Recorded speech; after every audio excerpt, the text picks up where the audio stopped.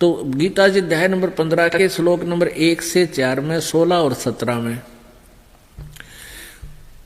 उस तत्वदर्शी संत की पहचान भी बताई है और ये भी बताया है कि जिस परमेश्वर के विषय में वो तत्वदर्शी संत बताता है साधनाएं, उसको प्राप्त होकर के उस तत्व ज्ञान की प्राप्ति के पश्चात उस परमेश्वर के परम पद की खोज करनी चाहिए, जहां जाने के बाद प्राणी फिर लौटकर संसार में कभी नहीं आते।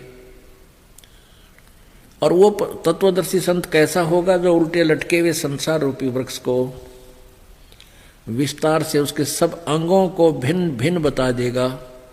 स वेदवित वो तत्वदर्शी संत है।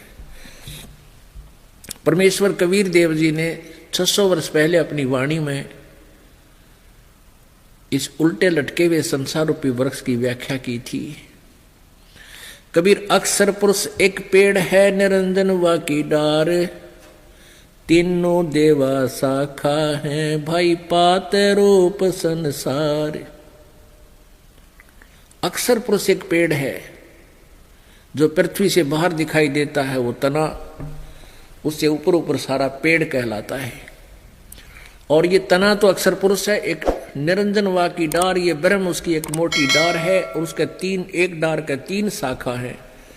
वो ब्रह्मा विष्णु महेश तीनों गुण, तीनों देवा शाखा है और पात रूप संसार। ये देखिएगा, परमेश्वर ने 600 वर्ष पहले गीता जी वाले ज्ञान को स्पष्ट किया था। ये है संसार रूपी वृक्ष, जिसके ऊपर को जड़ वो तो पूर्ण परमात्मा है और नीचे को तीनों गुण रूपी शाखा है। और ये है जमीन से बाहर जो हिस्सा दिखाई देता है, वो पेड़ कहलाता है।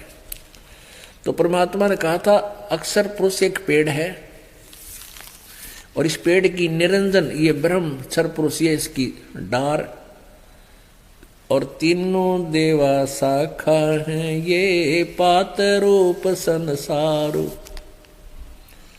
सूक्ष्म वेद में परमात्मा ने एक ही श्लोक में सांकेतिक शब्दों में गीता जी के 15वें अध्याय का बिल्कुल सारांश कर दिया।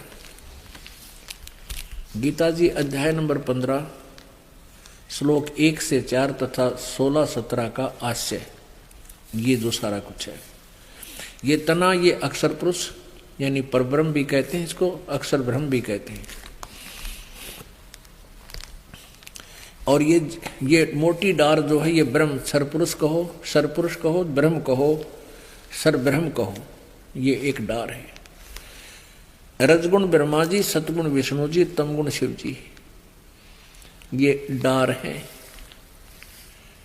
शाखा है। ये तीनों देवा शाखा है और ये पात रूप संसार। हम यहां नीचे हैं, हम इनसे भी आगे हैं।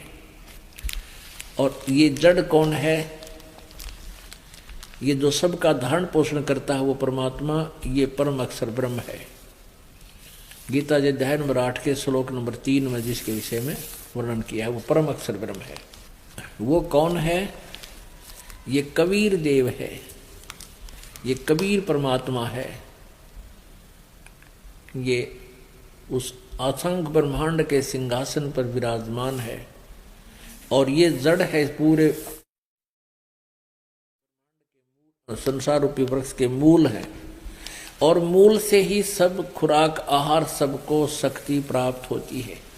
तो इस पूर्ण परमात्मा ही पूर्ण परमात्मा ही तीनों लोकों में प्रवेश करके सबका